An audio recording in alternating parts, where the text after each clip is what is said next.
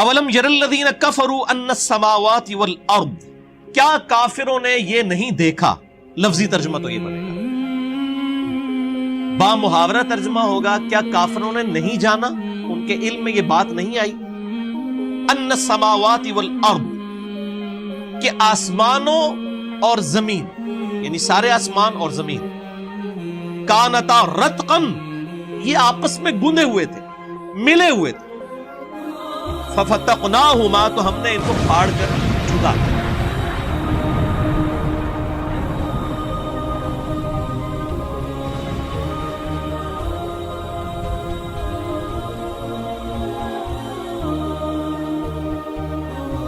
وَجَعَلْنَا مِنَ الْمَاءِ كُلَّ شَيْءٍ حَيٍّ، اور ہم نے ہر زندہ چیز کو پانی سے پیدا کیا۔ افلا یؤمنون، کیا اب بھی ایمان نہ لاؤ گے؟ یہاں پہ میرے بھائیوں میں تھوڑی سی اسی حوالے سے سورہ انبیاء کا جو ایفیکٹ ہے بگ بینگ، اس کی ہسٹری میں نے مسئلہ نمبر 60 میں بیان کی تھی، یہاں پہ بھی میں تھوڑا سا اس کو ایڈریس کر دیتا ہوں کہ 1929 میں 1929 عیسوی میں ایک امریکن اسٹرونومر تھا ایڈون ہبل، یہ وہی اسٹرونومر ہے جس کے نام کے اوپر وہ ہبل ٹیلیسکوپ ہے دنیا کی سب سے بڑی، جو سیٹ انہوں نے چھوڑی ہوئی ہے خلا کے اندر۔ 1929 میں اس نے ٹیلیسکوپ کے ذریعے چیز آبزرو کی کہ کائنات میں جتنے بھی سیارے اور ستارے نظر آ رہے ہیں نا، یہ ایک دوسرے سے دور جا رہے ہیں،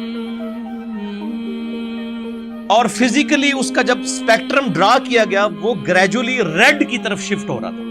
اور یہ فزکس کا قانون ہے کہ اگر کسی موونگ آبجیکٹ، یعنی ادھر سے اگر ایک آبجیکٹ موو کر کے مجھ سے دور کی طرف جائے نا اور اس کا اسپیکٹرم ڈرا کیا جائے تو وہ ریڈ کی طرف شفٹ ہوتا ہے، جتنا دور جائے گا اتنا ریڈ کلر واضح ہوگا۔ تو اس نے جب اسپیکٹرم ڈرا کیا تو اس ریزلٹ پہ پہنچا کہ یہ تو سارے جو آبجیکٹس ہیں یہ تو موو کر رہے ہیں اور ایک دوسرے سے دور جا رہے ہیں۔ تو اس نے کہا کہ اگر یہ ایک دوسرے سے دور جا رہے ہیں تو یقیناً کوئی ایک وقت ایسا ہوگا کہ یہ سارے آبجیکٹس ایک ہی جگہ پر جمع ہوں گے۔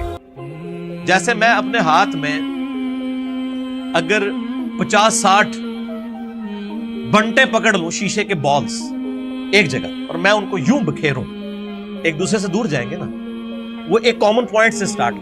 اسی طریقے سے یہ جو اربوں ستارے ہیں یہ اگر ایک دوسرے سے دور جا رہے ہیں تو یقیناً ایک ایسا بھی لمحہ ہوگا کہ یہ ان کو ٹائم کو اگر ریورس کر دیا جائے تو ایک سنگل پوائنٹ سے وہ سٹارٹ ہوں گے۔ اور اس نے کہا وہ سنگل پوائنٹ ایسا ہے کہ جس کی ڈینسٹی تو انفینٹ تھی اور والیوم 0 تھی، اور سائنس میں کوئی ایسی چیز نہیں ہوتی کہ جس کی ڈینسٹی انفینٹ ہو، نہ ختم ہونے والی، اور اس کا والیوم، اس کا حجم 0 ہو۔ اس کا مطلب کیا ہے کہ عدم محض سے وجود بخشا گیا چیزوں کو، چیزیں موجود نہیں تھی اچانک پیدا ہو گئی، کریشن ایکس نہیں لو، کائنات کسی ول آف گاڈ کی وجہ سے پروڈیوس ہوئی ہے، عدم محض سے وجود بخشا گیا۔ اور اس بڑے دھماکے کو انہوں نے کہا کہ یہ بگ بینگ۔ اب بگ بینگ پہ میں نے مسئلہ نمبر 60 میں ڈیٹیل سے گفتگو کی، میں آج اس ڈیٹیل میں نہیں جاؤں گا ورنہ میری یہ گفتگو لمیٹڈ ٹائم میں کور نہیں ہوگی۔ اچھا، جب اس نے یہ بات کی تو پھر یہ عوام کے سامنے آیا۔ پھر آئنسٹائن نے تو آلریڈی میتھمیٹیکلی یہ چیز پروف کر دی تھی، ایکسپینڈنگ یونیورس، کہ کائنات پھیل رہی ہے۔ جب یہ دو حقائق سامنے آئے، فزیکلی آبزرویشن بھی اور میتھمیٹیکلی، تو پھر لوگ اس تلاش میں شروع ہو گئے اگلے سٹیپ کے لیے کہ اگر وہ بگ بینگ ہوا تھا تو اس دھماکے کی باریک سی نوائز اور ریڈیشنز آج بھی موجود ہونی چاہیے۔ جیسے کہیں پہ بم پھٹے تو وہاں پہ دھواں اڑتا ہے اور ریڈیشنز اور شاک ویوز پروڈیوس ہوتی ہیں، اور کائنات کا اتنا بڑا دھماکہ ہے تو چاہے وہ اربوں سال پہلے ہوئے، آج تک شاک ویوز کوئی لمیٹڈ فارم میں تو موجود ہوں گی۔ تو یہ دو سائنٹسٹ تھے، ان کا نام تھا، ایک کا نام تھا اے پینزیاز اور دوسرا تھا ڈبلیو ولسن۔ انہوں نے 1965 میں وہ cosmic microwave background radiations دریافت کر لی، ان کو کہتے ہیں CMBR، cosmic microwave background radiation, جو بگ بینگ کی وجہ سے پروڈیوس ہوئی۔ 1978 میں ان دونوں کو نوبیل پرائز دیا گیا اس کے اوپر، کیا فزیکلی آپ نے پروف کر دی یہ چیز۔ وہ آج تک اس دھماکے کے اثرات موجود ہیں کائنات کے۔ پھر 1989 سے لے کر 1993 تک 4 سالوں کے لیے امریکہ نے ایک اسپیس شٹل ڈسکوری لانچ کی تاکہ فزیکلی خلا کے اندر ان چیزوں کو آبزرو کیا جائے، اور اس کے اوپر $160 ملین لگے۔